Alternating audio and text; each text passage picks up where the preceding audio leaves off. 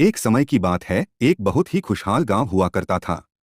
वहां के लोग आपस में मिलजुल कर और सुख शांति से रहते थे। लेकिन एक दिन गांव की यह शांति तब भंग हो गई जब वहां एक विशालकाय और भयानक शेर आ पहुंचा। शेर को देखते ही गांव में हड़कंप मच गया और लोग अपनी जान बचाकर इधर-उधर भागने लगे। जब डर का माहौल बहुत बढ़ गया, तब गांव के मुखिया ने सभी लोगों को एक जगह इकट्ठा किया। उन्होंने सबको कहा, डरने से काम नहीं चलेगा, हमें मिलकर इस शेर को पकड़ना होगा। मुखिया ने एक बड़ी रस्सी का जाल बनाने की योजना बताई।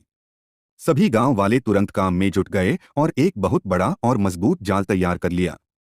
जैसे ही लोग जाल लेकर शेर को पकड़ने पहुंचे, शेर अपनी जान बचाकर भागने लगा। भागते भागते वह एक खुले मैदान में आ गया, जहां गांव वालों ने उसे चारों ओर से घेर लिया और उस पर जाल फेंक दिया। शेर उस भारी जाल में बुरी तरह फंस गया। पास ही में छिपा एक नन्हा चूहा यह सब देख रहा था।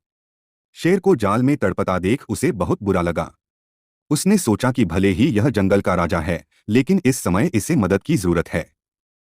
वह तुरंत भागकर अपने साथियों के पास गया और उन्हें पूरी बात बताकर अपनी योजना समझाई। सभी चूहे अपने दोस्त की बात मानकर शेर की मदद के लिए तैयार हो गए और गांव की ओर निकल पड़े। चूहे शेर के पास पहुंचे और धीमी आवाज में बोले, दोस्त घबराओ मत, हम तुम्हारी मदद के लिए आए हैं। शेर ने जब उन नन्हे जीवों की यह बात सुनी तो वह भावुक हो गया और उसकी आंखों से आंसू छलक आए। तभी सारे चूहे एक साथ जाल पर टूट पड़े और अपने तेज दांतों से उसे कुतरने लगे। कुछ ही देर में जाल कट गया और शेर आजाद हो गया। आजाद होते ही शेर ने खुशी से एक जोरदार दहाड़ लगाई और चूहों के साथ वहां से भाग निकला।